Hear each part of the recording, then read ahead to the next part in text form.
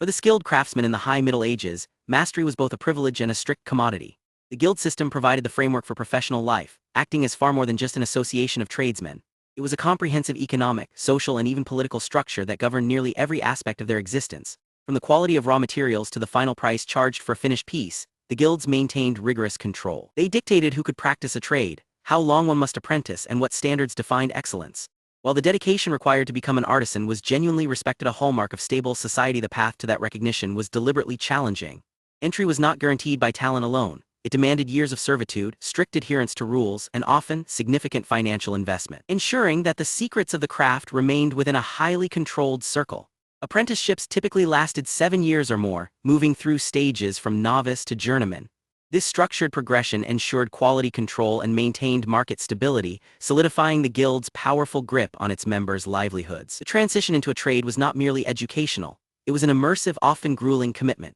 The master craftsman held considerable power, and the apprentice's early years were less about structured learning and more about sustained servitude. While theory might have been discussed, the practical reality of the apprenticeship demanded relentless labor tasks that ranged from fetching water to grinding pigments. For many young men and women, these initial years constituted unpaid toil, a period where their primary role was supporting the workshop's function rather than mastering its techniques.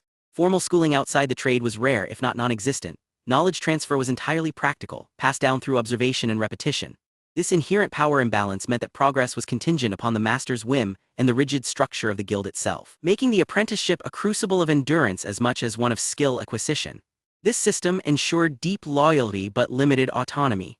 Apprentices lived within the master's household, their lives dictated by the workshop's rhythm, a grueling cycle of obligation that defined them until they could finally earn their own guild standing. But even mastering a craft was only half the battle. The artisan's existence was fundamentally tied to the material world, the raw elements necessary for creation. While skilled labor was crucial, it meant little if the materials were absent or prohibitively expensive. Survival depended on a complex network of local sourcing and fragile supply chains. Wood came from regional forests, stone from nearby quarries, pigments derived from mineral deposits, or even crushed insects. This localized reliance provided stability, but it also introduced profound vulnerabilities. A poor harvest could mean no lumber for carpentry. A dry season might halt quarry operations. Political unrest could sever the trade routes that brought exotic dyes or specialized metals from distant markets. The artisan was not merely an artist. They were a constant negotiator with geography, climate, and unpredictable human conflict. Imagine the strain, needing iron for tools but finding local mines depleted by overuse or blocked by bandits. A single bad winter could halt production entirely. This precarious balance meant that every successful piece of work was not just a testament to skill, but a fragile victory over scarcity and unpredictable forces. The greatest challenge, however, lay not in the physical struggle for materials but in the economic one, securing commissions. An artisan's livelihood hinged entirely on patronage, the goodwill and purse of powerful individuals or institutions. The church, the local nobility, wealthy merchant guilds, these were the primary sources of income. They did not merely commission art, they dictated its scale, subject matter, and style. This relationship was inherently asymmetrical. While the artisan offered unparalleled skill, the patron held all the financial power. A sudden shift in a noble family's fortunes, a change in ecclesiastical taste, or even a local political upheaval could instantly dry up the flow of funds. The master craftsman might find himself with exquisite tools and untapped talent, waiting for a decree that would never arrive. Survival depended on managing these fickle tastes and navigating the volatile whims of those who held the purse strings. For instance, if a duke fell out of favor with the crown, his chapel commissions vanished overnight.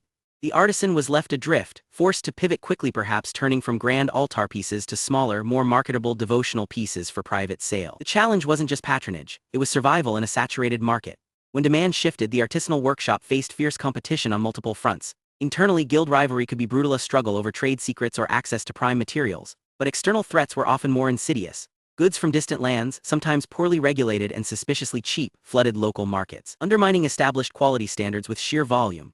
The artisan was caught in a constant vice grip, the need to innovate to keep pace with changing tastes, while simultaneously maintaining the rigorous, time-honored quality that defined their craft. To survive meant balancing genuine artistic evolution against the relentless pressure of imitation, all without sacrificing the integrity of tradition or risking accusations of cutting corners. This precarious balance often led to economic instability for master craftsmen. Some were forced into compromising their methods, adopting cheaper alloys or less durable woods simply to meet market prices.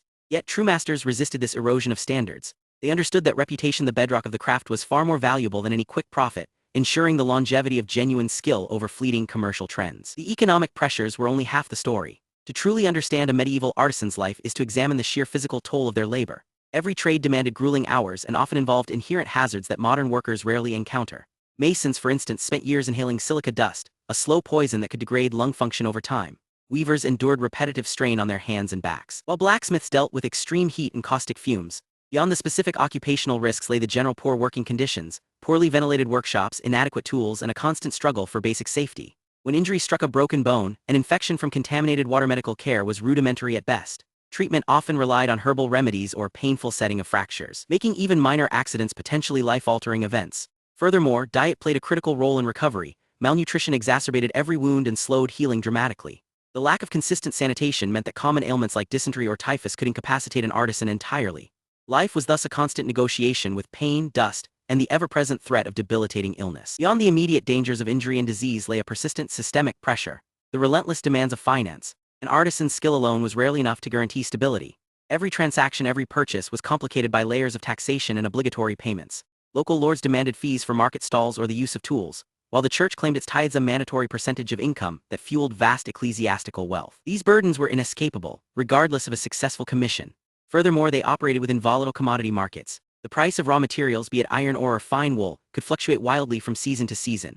A sudden spike in grain prices, for instance, meant less disposable income left over after paying the necessary tithes and local levies. For many skilled workers, life was not simply a struggle against physical hardship. It was an exhausting, constant balancing act between survival and debt.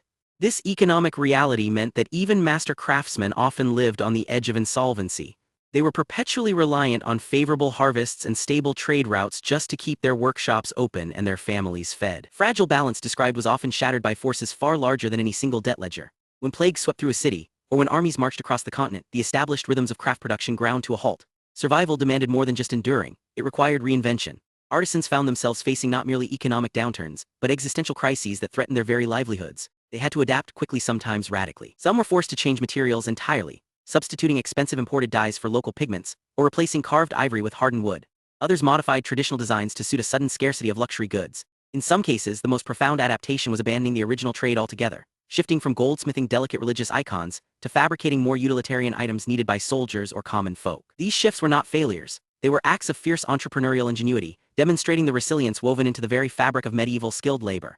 This adaptability ensured that skills remained valuable. A master carpenter might pivot to building siege equipment, while a leatherworker could fashion everything from medical poultices to military harnesses, keeping their expertise vital to the community's survival. Yet this remarkable adaptability did not equate to guaranteed prosperity. The skilled artisan's life was often precarious, suspended between moments of brilliant patronage and sudden economic collapse. Their mastery, the painstaking knowledge passed down through generations, made them indispensable, but it offered little shield against the caprices of fortune.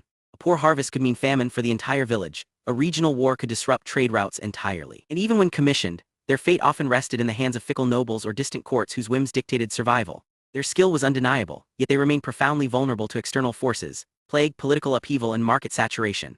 Ultimately, the life of a medieval artisan was not just a testament to technical genius. It was an exhausting daily battle against systemic instability. Their resilience was less about flawless craft, and more about sheer, dogged endurance, the persistent refusal to yield to ruin. Thus, their survival demanded more than just skill. It required shrewd negotiation, community support, and constant reinvention. They were economic survivors first, masters second, a testament to human grit against overwhelming odds.